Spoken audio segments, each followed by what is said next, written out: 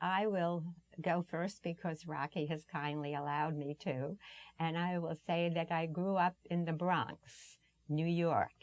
And I have always wanted to be a writer ever since I was this high, except that now I'm only this high still. It was the same this high, wasn't it? Same this high. But that was it. I knew I wanted to be a writer. And even at an early age, I was writing fairy tales because I was reading all the fairy tale books I could get from the library. And I wrote a lot of them and made them up. And then I actually wrote a family newspaper. It was called the Ginsberg Gazette. And whereas the New York Times had all the news that was fit to print, I had all the news that I could spell. But that was the beginning of my writing career. When I was in public school, I know that I used to lie about conditions, and somebody would ask something about my background and my family background, and I can remember writing something for my first name, which was Austin. I said, what do I write? And I said, I wrote at that time, I said, well, Austin, my mother was born in Texas, and there were a lot of other lines that I threw in, all total lies. But it was creative, is what it was. And then I used to write poetry, and still do, as a matter of fact. I write clean and dirty limericks, still. I'm not going to do them now, but I could do political limericks that would the camera would burn up. Was that New York too? It was both in New York, both in the Bronx. She lived in a better building than we lived in. She came from a much wealthier family. And I still do.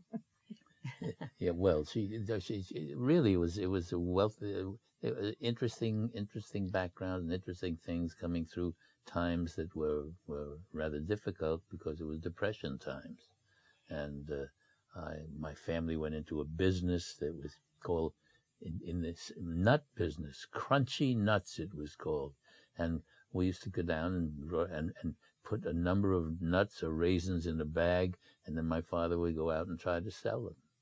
But good memories. I mean, interesting memories today, and part of this is in my memoirs, which are not finished because I'm not finished yet. May I add that by the time I got to high school, I was even more inspired to be a writer, and I served on the writers, the magazine for the high school. But then we received true inspiration, at least I did, in one of our classes, because a famous screenwriting couple came to talk to us. Their names, and the people in the Writers Guild will know this because it turned out they were members of the Writers Guild, Francis Goodrich and Albert Hackett, who wrote the screenplay for The Diary of Anne Frank and many others. They, looking up their backgrounds, which I didn't know then, what I know now, is they received many Writers Guild nominations, an Academy Award, even a Pulitzer Prize for a drama that they had on The Diary of Anne Frank. And this inspired me to look at that. They were so famous and had written so many screenplays, even at that time when I listened to them, that I was going to be a writer also.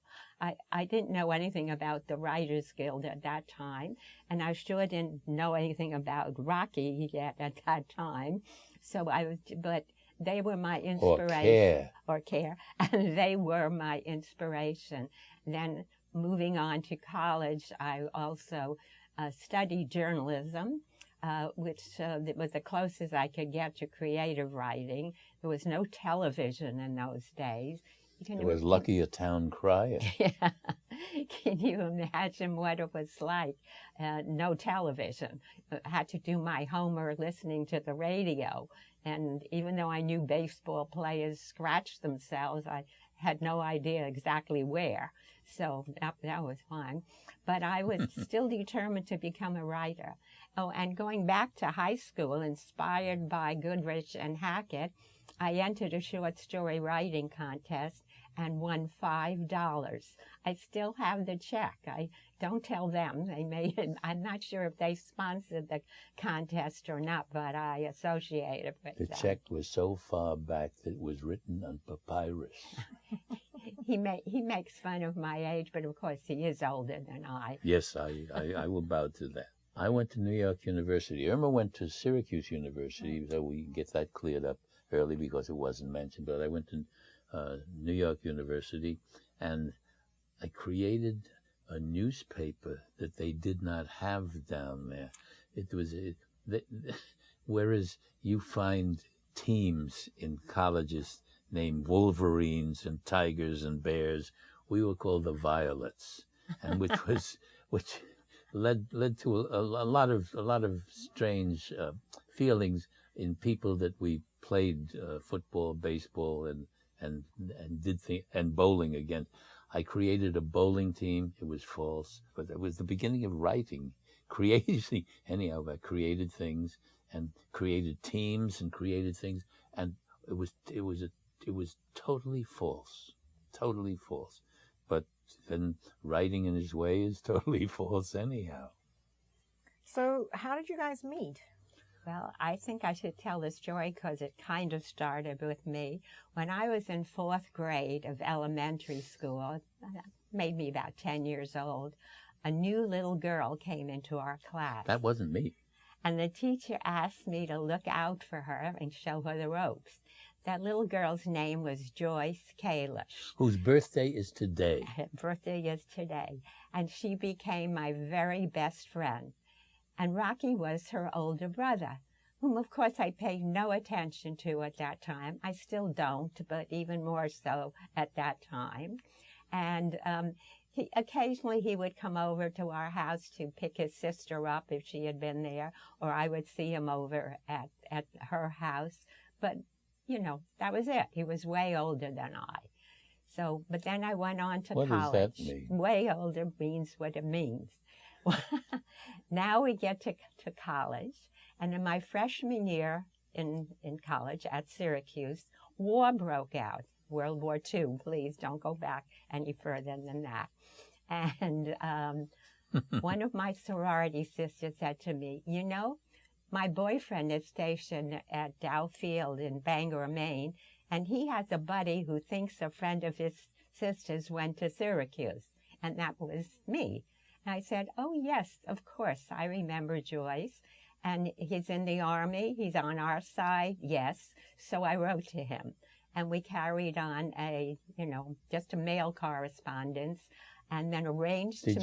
Did you write to other soldiers too? Yes, I wrote to a lot of other soldiers, but I was doing my patriotic duty, you understand. So was But the only one I arranged to meet was Rocky, so we had kind of a blind date to meet at Penn Station on September 7th, that summer. And so along came September 7th, and I got dressed up and came in on the train from Long Island, where our family had been spending this summer. And I looked around for Rocky, but of course I didn't have my glasses on. I wasn't going to wear glasses when I was meeting someone new like that. So I took my glasses off, and I couldn't see a thing. So I went up to anyone wearing what resembled a uniform in Penn Station and asked, are you Rocky? Are you Rocky? And eventually I got to Rocky. She eventually did.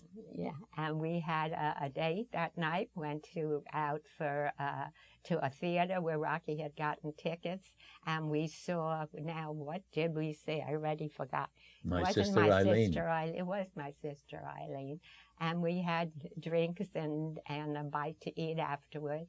And then I went back to Long Island, and Rocky went back to his camp at that time, which was in Bangor, Maine. Yeah. And we kept up a correspondence. More than that, what she did, she knitted me a khaki sock with the promise that if it fit, she would knit me the other one. She did not knit me the other one, and we don't know what happened to that one sock. True story. I mean, it sounds like it wasn't. So we kept up a correspondence and occasional dates when he was on furlough and I was home from college for 6 years, on or off. His sister was getting married, and she invited me to her wedding, even though I hadn't seen her for quite a while. Or me. And when I came to the wedding, there was Rocky home from the Army. Well, it was very strange because I was up in an elevator, and I came down in the elevator, and the elevator door opened. It was like a movie thing, and Irma was standing there. And that's what I said that day. I told her, I said, we're getting married. Never asked her, told her. So we did. So we've now been married for 62 years going on. What I like to refer to them as 7 blissfully happy years. And 7 out of 62 was not too bad. I guess that beats most people. And I also say those 7 years were not consecutive. All right, keeping on, if I may, with my writing career. When I got out of college, I was armed with a journalism degree and a Phi Beta Kappa award, and I was determined now to become a writer. But the only place I could get a job was at a magazine as a secretary because I knew shorthand and typing. So I became assistant to an editor at Popular Publications. Popular Publications was the firm that produced many of the pulp magazines of those days, like Black Mask, Dime Detective, Love Stories, Romance Western. Railroad magazine. Well, they also did Railroad and Variety magazine, and I was assistant to an editor. They called it pulp because of the quality of the paper that was on it. Pulpy. The paper could not have, there was no slick charmin attached to that kind of paper. Yeah. And eventually, since I was the editor's assistant and could read all the stories that were coming in and were published, I figured I could write some myself, and I did. And I started selling stories. And how much did they pay you? They paid me a penny a word. You notice how I lead her in other words, if I wrote a 50,000 word story, I got $50, 100,000, $100. What happened when you got paid by the word? You put in as many words as you could think of. So that became known as purple prose. Adjectives, adverbs, a lot of things like which that. I had a lot of time weaning myself from, but eventually did. So that I eventually, when I was going out to California to marry Rocky, I beckoned unto you. Yeah, the editor-in-chief, that was his name was Harry Steger, said, how about I give you as a wedding present your own magazine to edit and publish on the West Coast? On the West Coast. So that's what I did with Rocky once we got married and lived in California. We not only edited the magazine, but we wrote stories. I became a columnist, a movie columnist. We bootlegged stuff, going to sets, getting on sets, things that we had not been able to do because we didn't have the credentials. But with the magazine and the that kind of credential, we were able to kind of break through and get the taste of stepping over cables and things like that, because there were a lot of cables in those days too. The magazine was called Romance Western. And we have copies of it if you'd like to buy them. But by then, we had worked ourselves up to 2.5 cents a word. That was quite now you're a talking jump. about money. But then eventually, Romance Western died along with the whole pulp magazine field, because the new slick magazines were coming out, and you could get what we called them pocketbooks. They were like 25 cents each, so people were buying those, and no more pulp magazines. But meanwhile, we were still writing. Before we go a little further, just like that, because we knew this Harry Steger, we tried to coax him into writing, to putting up another magazine that would eventually have turned into TV Guide. We gave him a whole rundown of how we would do it, never bought it. And TV Guide went to Annenberg, and Lord knows whatever happened to that magazine. But Rocky began writing for radio. Whom were you writing for in those days? Well, I had written for I tried to write for Danny Thomas, who had a radio program. Eventually wrote some scripts, and eventually hooked on writing for Martin and Lewis, and in their beginning, and as they reached the peak of their careers, and I was writing both radio programs and television programs. The Colgate Comedy Hour came into existence, and well, before that, I know I was writing jokes and routines for young comedians who somehow you can always filter out through the world.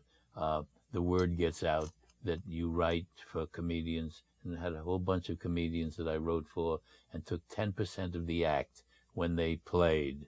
That was not such a healthy idea, because sometimes you found people who did not pay for what you had written.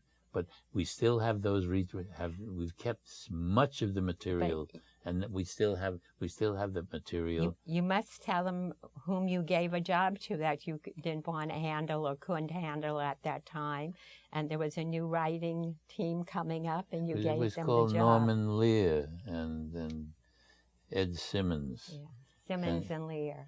And I gave them a job because they needed the money. I gave them a job writing for a guy named ventriloquist whose name was Johnny Bradley. Nothing ever came of Johnny Bradley, and God knows what happened to Simmons and Lear. But they did remember Rocky when they did the Martin and Lewis show. Weren't they on the Martin and Lewis They were show? Martin and Lewis show. They were doing Martin. That was television, not radio. No, television. And I was brought on as a... what was I brought on? As a writer in the closet, and eventually came out of the closet. But coming out of the closet in those days was different than coming out of the closet these days. So just to backtrack a quick second, what brought you to California in the first place, Rocky? I was in the service on our side, as Irma mentioned, and I was stationed in Las Vegas for 2 years. I was teaching people how to fly, how to use machine guns, and I wrote while I was there. I was writing jokes and comedy. I was heading in that direction. And when it came time, when war was over and you were given the opportunity to go back to New York, which was your home, I think they gave you $145 or something as a token gift, not gift for having served. I decided to stay on the West Coast. I had a cousin who lived in California, and he had been in the service too, and he married a woman out here because she had 4 good tires on her automobile. So there was Rocky in California and we got married in California when I came out here, and we stayed in California ever since. I was happy to, because I was so happy to get into the sunshine. I used to be so cold in New York. It was your mother. You know you got away from your mother. Right, that too. But that's why we were in California, and we've been here ever since. Yeah, I was writing for nightclub comedians, all young, selling them what I could to survive, and driving a laundry truck. Nothing comes easy in this life, and you got to understand, you got to make a living somewhere while you're trying to continue to try to be a writer.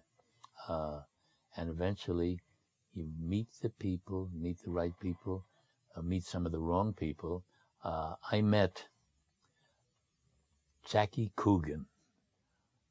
And Jackie Coogan had a brother named Bobby Coogan, who played the part of Sookie once when they were doing those shows with Sookie and Skippy, which were rather famous. And Bobby and I became very good friends. And I tried writing because Jackie, who had come out of the army and was married to Grable at that time. He was married to Betty Grable. Tumultuous marriage, obviously. And he was, and through him, we began to get into television, write television, with Hunts Hall trying to write a write a series at Channel 5 at the time. It was called The Scene Shifters. Never went anywhere, but we tried to do it.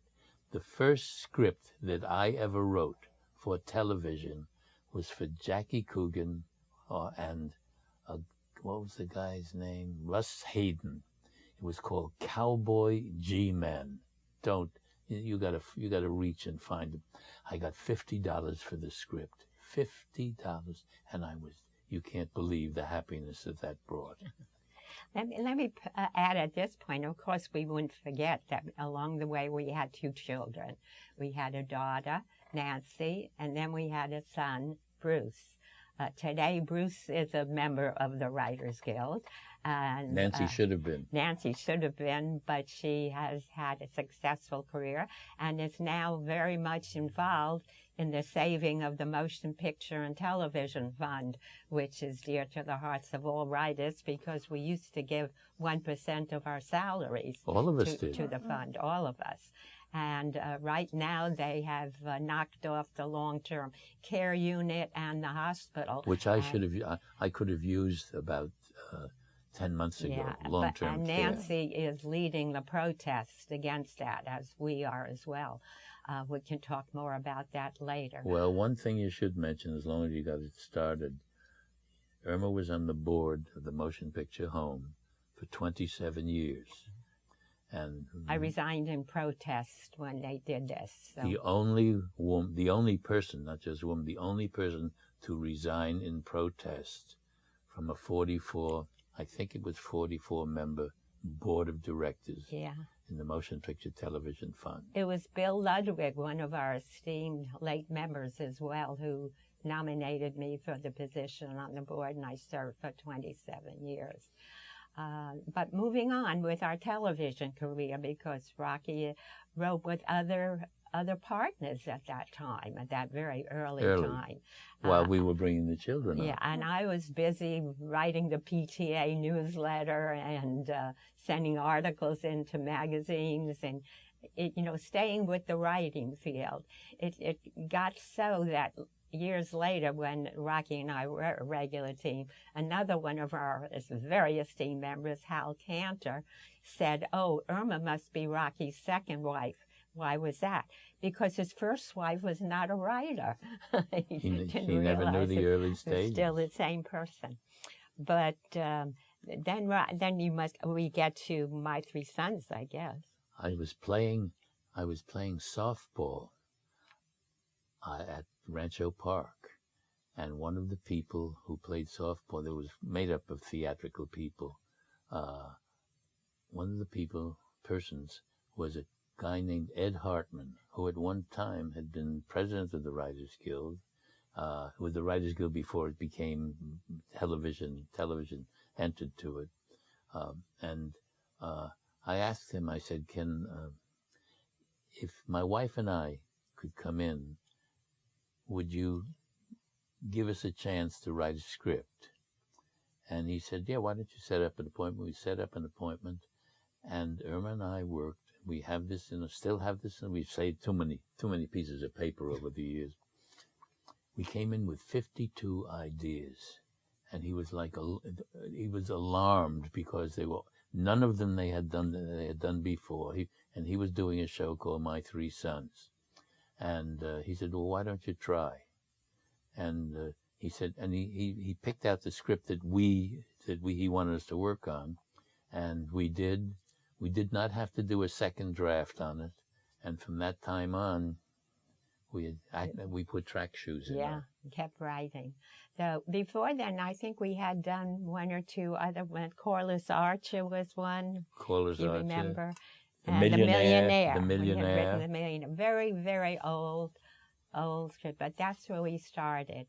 And now we were an established entity where our credits read written by Austin and Irma Kalish. We got a special dispensation from the Writers Guild to have the A&D written out, not an ampersand, and then just Austin and Irma Kalish. And my mother was very chagrined about that. How come, she said, you let his name go first?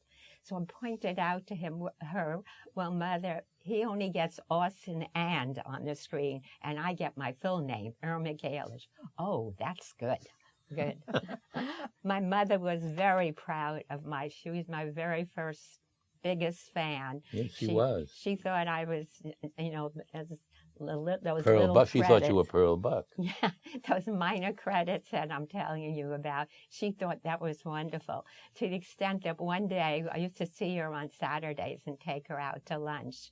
And I went to pick her up at the apartment house where she was living. And she was in a terrible mood. Not that it was that unusual, but I said, "What's the matter, Mother? What happened?" She said, "I had a fight with this woman in our building."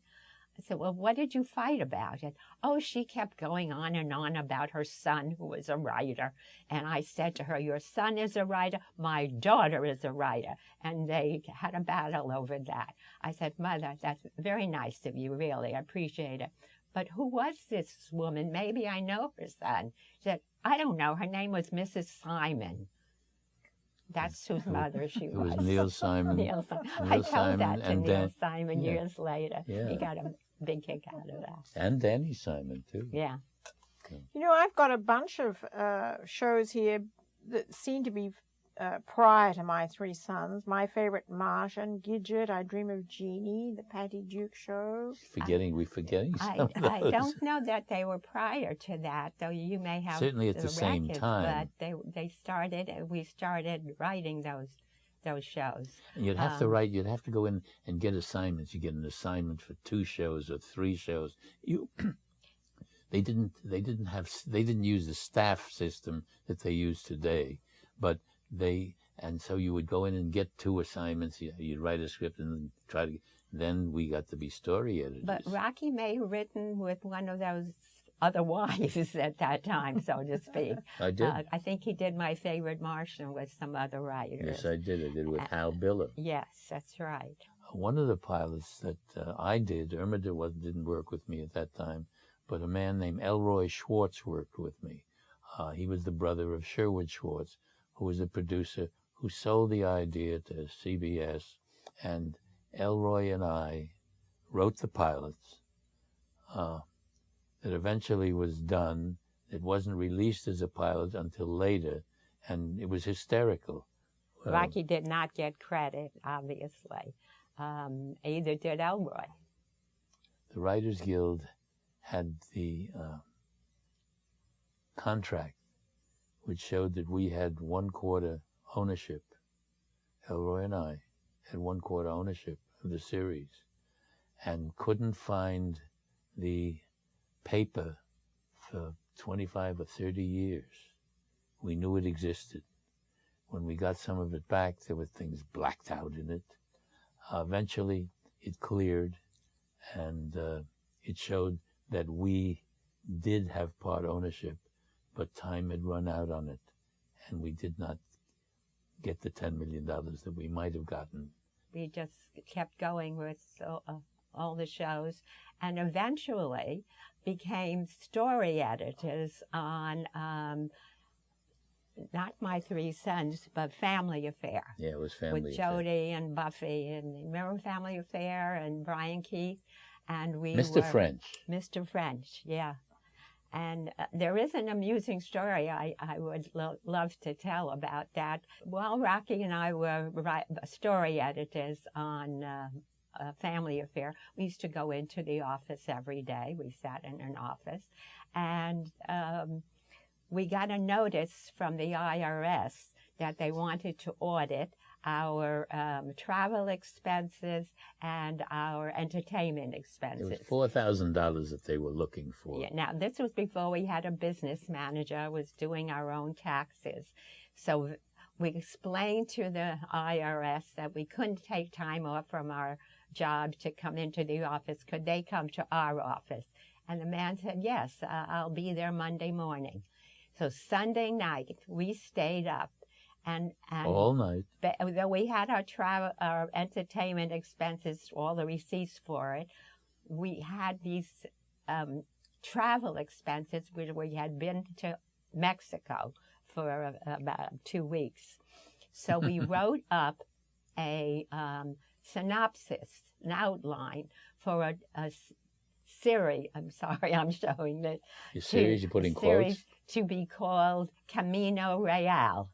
And in our heads, it was based on Route 66. But who knows what was in their heads. 28, but we wrote 28 pages. 28 pages that night. Still have them. Of a series about two young men having adventures as they traveled across Mexico, coincidentally in the very same places that we had visited. And we wrote this up and we brought it in with us with our expense receipts. Continued to work. The office. The IRS gentleman came in and he said, okay, let's see what your receipts. And we turned them over. And then I said, you must understand that in the writing business, you just don't get a job and then you write it and get paid for it. You send in something that you hope will sell. You write something you hope it will sell. So you do all the research you need to do. And then, you know, sometimes it doesn't sell. I mean, he said, unfortunately, this didn't sell, but we traveled around so we could write it. This was these 28 pages. And we gave him the 28 pages. He said, and he sat and read it. And he read it while we were working. We went about our work.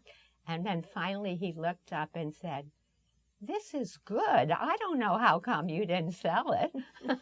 We still have it. It still hasn't been sold. Right. But it was a way of covering $4,000 worth of expenses that we were going to be taxed upon.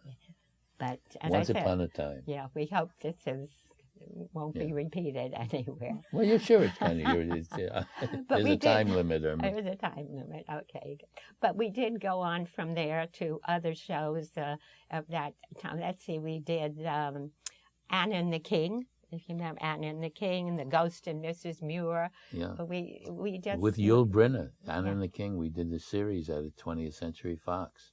It was a short-lived series, but. It was great working with him. He was a very special guy. He was. Going back to, I think this is 1984. It was the Olympics you're talking about. The Olympics. It was the Olympics when the Israeli athletes were all murdered. There were the Israeli wrestling team was all murdered, and he came in. We went down to the set, called everybody down to the set, and said, "We are going to hold 2 minutes of silence in honor of these people who were killed." He's the only one that I ever knew that ever did that. And we stood there in silence and paid homage to these people who were unfortunately killed in the political aspects of that affected the Olympic Games. So we kept going as story editors and executive story consultants, I think were titles then too. And eventually became producers. Today, I think people come right out of film school and become producers. One script and producing it. I know that for a fact. It took us a good 7 to 9 years of paying our dues. There was many memorable shows along the way, some more memorable than others, if we may, for either personal reasons or... But they put food in our mouths and fed the children. Reasons. Even going back to one thing I didn't mention, to shows like Family Affair and My Three Sons. Our children were school age at that time. And when they came home from school, we used to sit there with notebooks and pencil at hand. And the minute they walked in the door, we'd say, "Did anything funny happen at school today?" And whatever happened, we would put utilized it down and make a story and then gave them a small piece of the sum of money that we would get for having written the show. There were other shows along the way, such as Nanny and the Professor and... let's see, Gidget, I think we wrote. And we even did one for... Martian, my favorite Martian. And I Dream of Jeannie. I Dream of Jeannie. Nanny and the Professor. How about that one? That was another one. Nobody remembers those, but we do. But eventually we got to a show which has become one of our favorites, and that was F Troop. I got to tell you, while we get to it, we had gone over on a trip for the Writers Guild to Australia to meet with the people, and we talked about, they wanted to know what shows we had done, and we went through the list as we just mentioned, part of the list. And we mentioned F Troop, and suddenly we were cornered by a phalanx of people who came. It was their favorite show. I mean, we didn't, but it was their favorite show, and they wanted to know about Forrest Tucker, and they wanted to know about Larry Storch, and they wanted to know about, and it was. I don't ever remember being as many shows as we have done. Never remember anything hitting home to so many people as it did at this big meeting in Australia with Australian writers.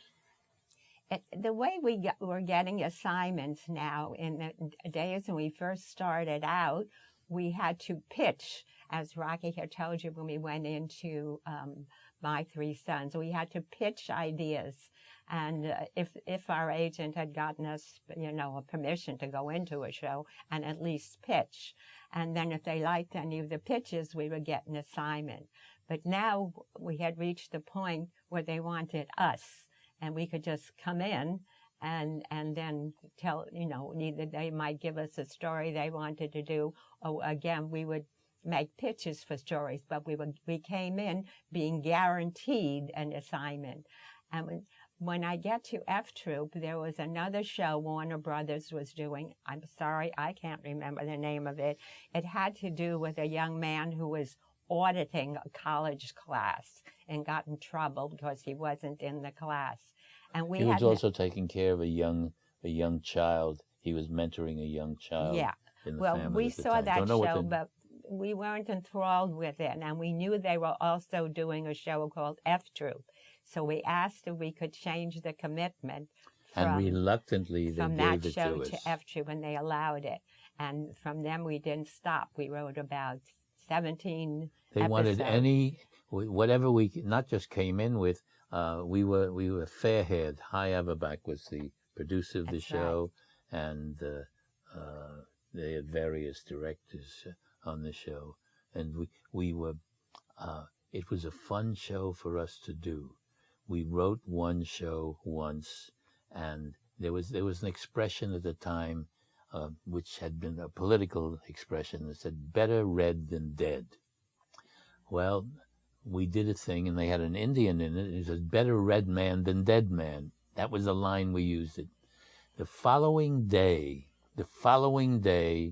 we got a call from NBC. NBC had heard a protest from a woman who knew exactly the political leanings that we were showing on that show when we said "better red man than dead man," and the woman said, I'm not just anybody. I'm Ginger Rogers' mother."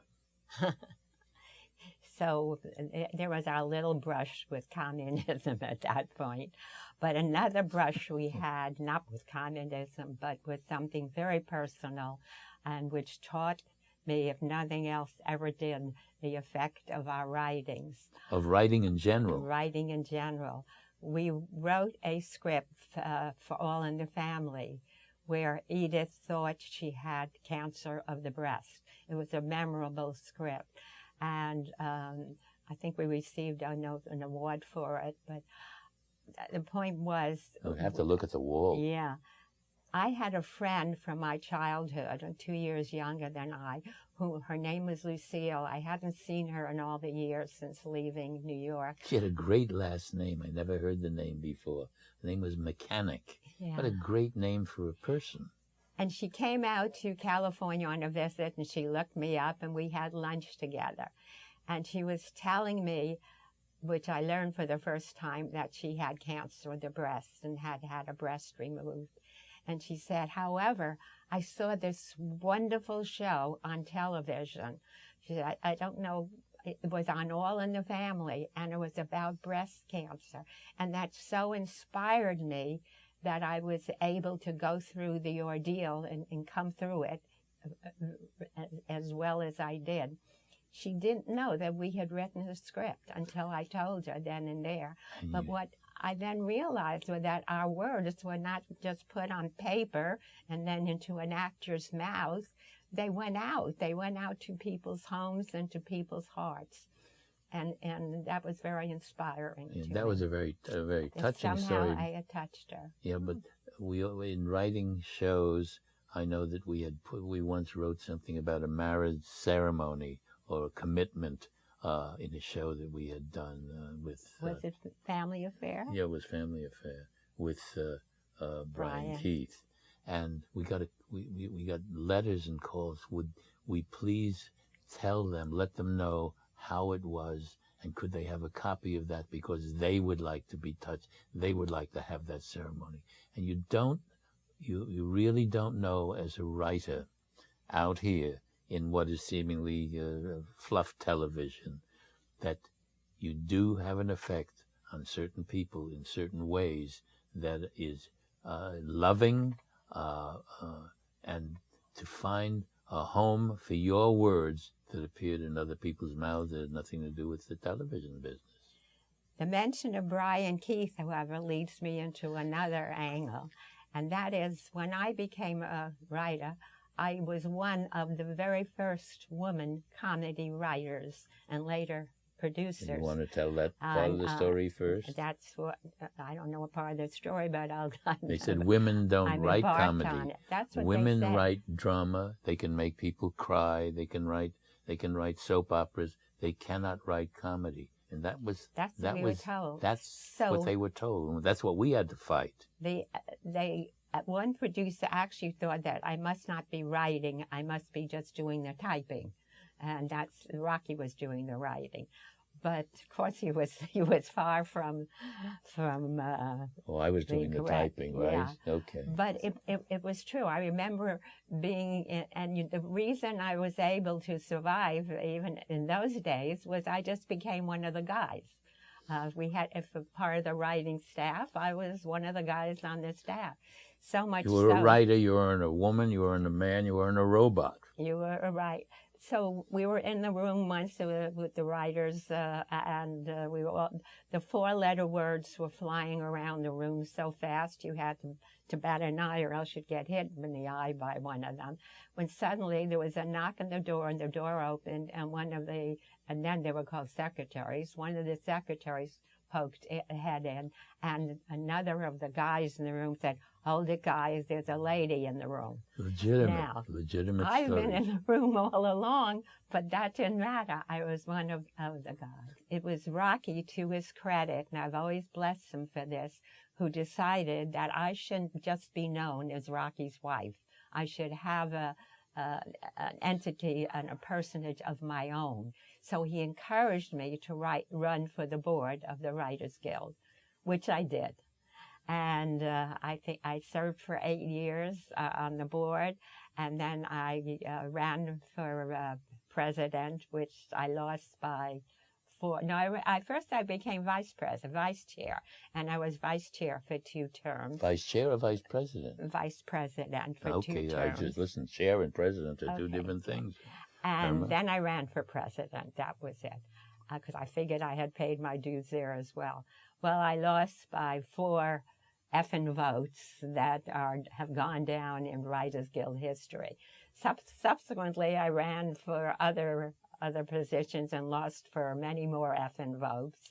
But those 4, by the way, the 4 effing votes, there were 20 uncounted votes at the time because of what happens with the Writers Guild. People put things in the wrong envelopes and don't sign things.